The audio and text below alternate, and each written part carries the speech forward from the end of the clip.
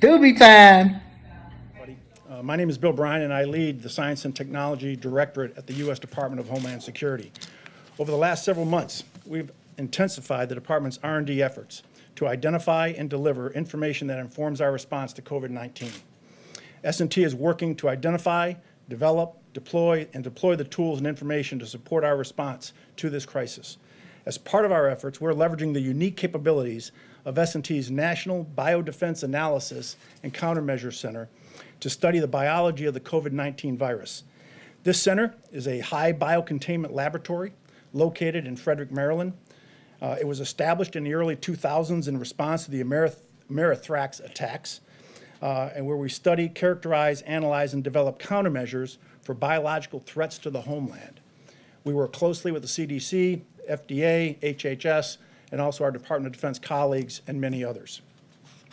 Yesterday, I shared the emerging results of our work that we're doing now with the Coronavirus Task Force. And today, I would like to share certain trends that we believe are important. If I may have the first slide, please. And while that's coming up, our most striking observation to date is the powerful effect that solar light appears to have on killing the virus, both surfaces and in the air. We've seen a similar effect with both temperature and humidity as well, where increasing the temperature and humidity, or both, is generally less favorable to the virus. So let me illustrate with this first slide.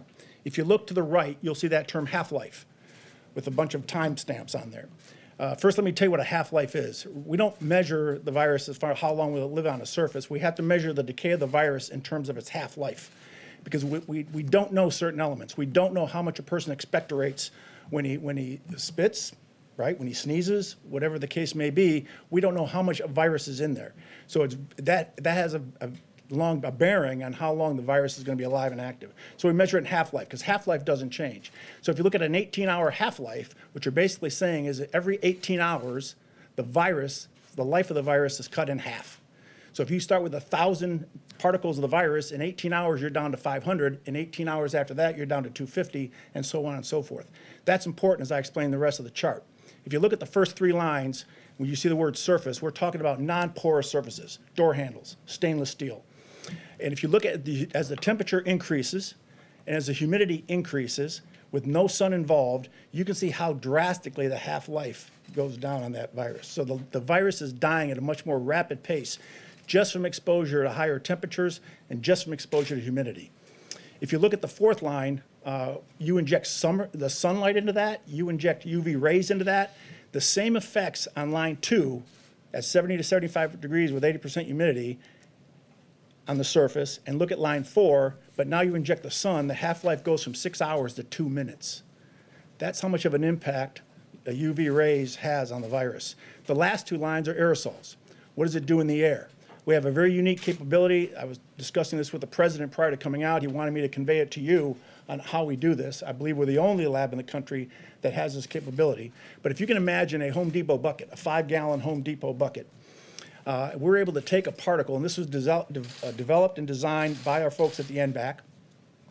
We're able to take a particle of the virus and suspend it in the air inside of this drum and hit it with various temperatures, various humidity levels, multiple different kinds of environmental conditions to include sunlight. And we're able to measure the decay of that virus while it's suspended in the air. This is how we do our aerosol testing.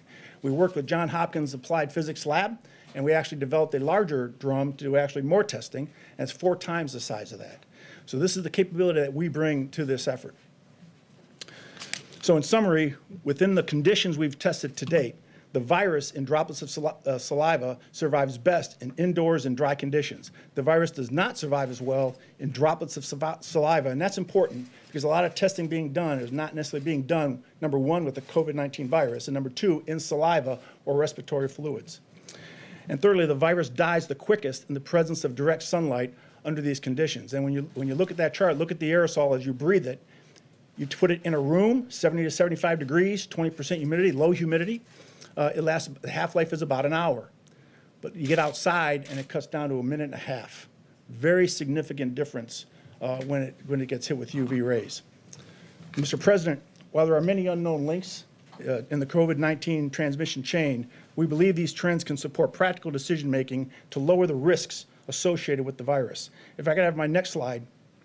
And while that comes up, you'll see a number of some practical applications. For example, increasing the temperature and humidity of potentially contaminated indoor spaces appears to reduce the stability of the virus. And extra care may be warranted for dry environments that do not have exposure to solar light. We're also testing disinfectants. It's doobie time. I think it is safe to say that we have been lied to. We have been bamboozled. The fake media, CNN, MSNBC, CBS, NBC, Washington Post, New York Times have been lying to us. Have some people died from the COVID-19? Yes. Is the numbers as high as they are saying? No. We learned that from the Surgeon General 3.5 weeks ago when he said that Fauci and them was giving us fake numbers, but now they have the real data that's being presented. Now with the new information that we just received from the scientists from the Homeland Security. Now understand, the scientists from the Homeland Security work directly with the CDC, directly with the World Health Organization. So these are top scientists from the world have came out and said sunlight kills this virus. In temperatures 80 degrees or higher, the chances of this virus surviving is so far and little that it's retarded for them to be saying stay at home. The second thing we see, bleach kills it in 5 minutes. The third thing we see, alcohol, the rubbing alcohol that we use, when we get cuts and stuff, kills it immediately. It can't survive on surfaces like doorknobs and handles and stuff like that under UV sunlight. So we have been bamboozled. I have been telling you guys this for so long, for weeks and weeks and weeks, but y'all been listening to the fake media. Now this top-notch scientist that works directly with the Homeland Security comes out and says all of the stuff that I have been saying to y'all for weeks. I hope that y'all raise a fucking uproar. Excuse my French. I hope y'all raise an uproar, and I hope y'all go outside. You know what they said? They would much rather go outside than to be inside. If you continue to look at that video, the fake media asked him, so are you and your children going to go outside or are you going to stay in? He said, well, I don't know about you, but me and my kids, I prefer us to be outside in the front or out in the back in our backyard playing. Because the outside, the sun rays kills this stuff. I've been telling y'all. That's why they've been playing with the weather. Using weather machines to keep it cool because they know that's the only chance they have to survive with this fake virus that they put out. Now, I shouldn't say fake virus because the coronavirus is real. Yes, people have got sick. Yes, people have died. But nowhere near the amount of people that they said. In conclusion, take y'all donkeys outside in the sun like you used to do when we were kids and let these people go back to work and let's get some health back in our systems. It's doobie time and I'm out.